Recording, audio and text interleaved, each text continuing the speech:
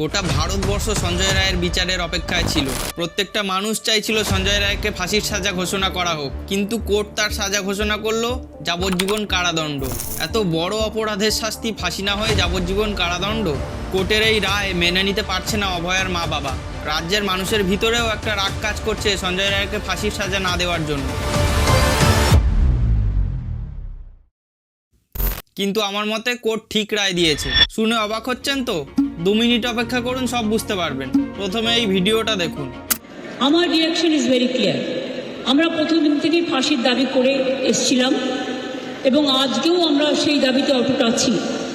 কিন্তু আদালতের রায় ন্যাচারালি এখন সবাই মিলে কি বলবেন আমি জানি না, বাট আমার কথা আমি বলতে পারি বা আমার দলের বক্তব্য, এবং এটা নিয়ে ফাঁসির দাবি আমাদের সবার ছিল। সেক্ষেত্রে বিচারের রায় নিয়ে আমি আমার কথা বলতে পারি। আমরা এটাই বলেছিলাম, আমাদের হাতে কেসটা থাকলে আমরা কিন্তু অনেক দিন আগেই ফাঁসির অর্ডার দিয়ে দিতে পারতাম, ফাঁসির অর্ডার করে দিতে পারতাম। ডিটেলসটা তো সিবিআই করছে এবং আমাদের হাত থেকে তো কেসটা ইচ্ছা করে কেড়ে নিয়ে চলে গেল।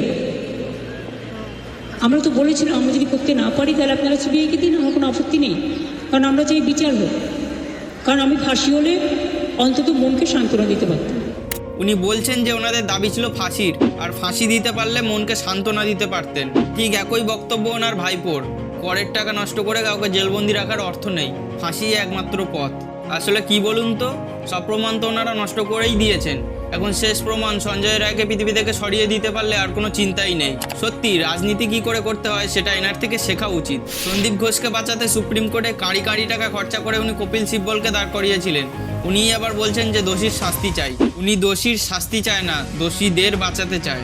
এটাও হতে পারে যে আসল দোষীরা ধরা পড়লে উনি নিজেই ফেঁসে যেতে পারেন। সেই জন্যই সঞ্জয় রায়কে বলির পাঠা বানিয়েছেন। একটা পাগলও জানে যে সঞ্জয় রায় আসল দোষী না, তাহলে কেন তাকে ফাঁসি দেওয়া হবে? আর ফাঁসি হয়ে গেলেই তো সব শেষ। বেঁচে থাকলে তবুও কখনো না কখনো আসল অপরাধীদের নাম বলতে পারবে, ঠিক যেমনভাবে পুলিশ ভ্যানের ভেতর থেকে বিনীত গোয়েলের নাম বলেছিল।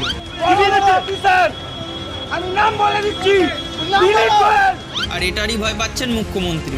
একটা জিনিস লক্ষ্য করুন, পুরো ভারতবর্ষের মানুষ চায় যে আসল দোষীদের শাস্তি হোক। শুধুমাত্র আমাদের মুখ্যমন্ত্রী চান যে আসল দোষীরা বেঁচে যাক আর সঞ্জয় রায়ের ফাঁসি হোক। এরকম জঘন্য অপরাধ করার পরেও উনি কেন একজনকে ফাঁসি দিয়ে আসল দোষীদের বাঁচাতে চাইছেন? আপনাদের কি মনে হয়? কমেন্ট করে জানান।